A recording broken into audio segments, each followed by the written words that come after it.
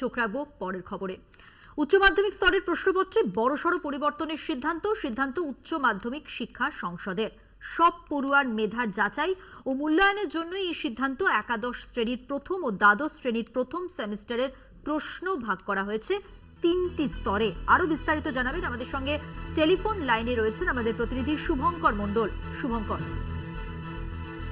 কি উচ্চ মাধ্যমিক পরীক্ষা বা উচ্চ মাধ্যমিক স্তরে কিন্তু একেবারে যুগান্তকারী এক সিদ্ধান্ত গ্রহণ করা হয়েছে উচ্চ মাধ্যমিক শিক্ষা সংসদের তরফ থেকে।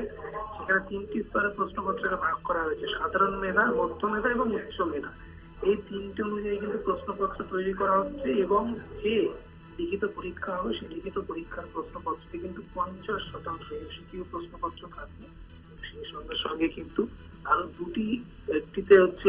শুভঙ্কর, তোমাকে একটু বিরত করছি, তোমার কথা আমাদের কাছে স্পষ্টভাবে পৌঁছচ্ছে না। তুমি যদি একটু তোমার স্থান পরিবর্তন করে আমাদের সঙ্গে কথা বলো এবং বিস্তারিত তথ্য তুলে ধরো এই প্রসঙ্গে।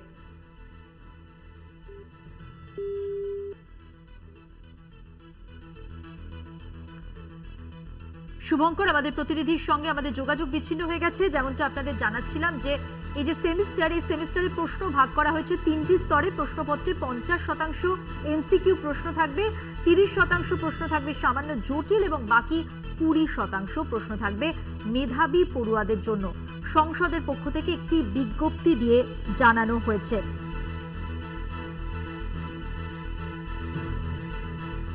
আগের থেকেও কঠিন বড়সড় পরিবর্তন আনা হয়েছে উচ্চ মাধ্যমিকের প্রশ্নপত্রের নয়া আপডেট সংসদের।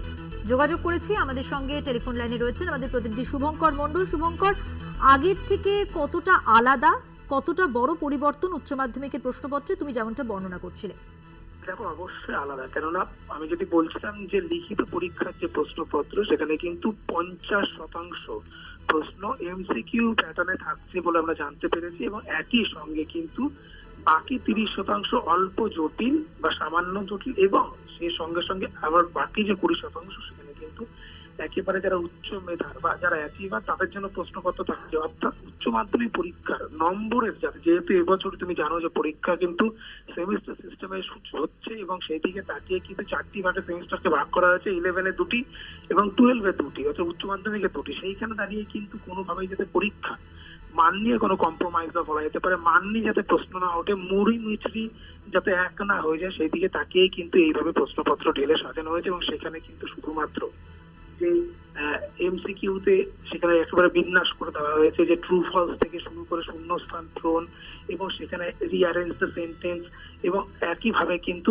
বেশ কিছু পর্যায়ে সেখানে ভাগ করা হয়েছে, যেখানে কিন্তু নম্বরের বিন্যাস সেখানে বলা নেই, তবে ভাগ করে দেওয়া হয়েছে এবং সেটি কিন্তু প্রশ্নপত্রে প্রতিফলিত হবে। মূলত উচ্চ মাধ্যমিক পরীক্ষার মান ধরে রাখতে মধুমন্তী এবং সেই সঙ্গে পরীক্ষায় সর্বস্তরের পড়ুয়াদের মেধা মূল্যায়নের জন্যই কিন্তু এই ধরনের সিদ্ধান্ত গ্রহণ করা হচ্ছে। অর্থাৎ এবছর থেকে কিন্তু উচ্চ মাধ্যমিকের যে প্রশ্নপত্র বা 4টি সেমিস্টারের যে প্রশ্নপত্র মূলত প্রথম এবং তৃতীয় সেমিস্টারে এই প্রশ্নপত্রে কিন্তু এই রিফ্লেকশন আমরা দেখতে পাবো। প্রথম এবং তৃতীয়, অর্থাৎ 11-এর প্রথম এবং 12-এর প্রথম এবং তৃতীয় সেমিস্টারের জন্য এই প্রশ্নপত্র তৈরি করা হলো এবং সেগুলো কিন্তু বাদবাকি যে দুটো সেমিস্টার সেখানেও কিন্তু একইভাবে প্রতিফলিত হবে এবং উভয় সেমিস্টারে কিন্তু প্রত্যেককে পাস করতে হবে। এই 4টে সেমিস্টার। শুভঙ্কর, সেক্ষেত্রে তো পড়ুয়াদের জন্য আরেকটু কঠিন হয়ে গেল বিষয়টা।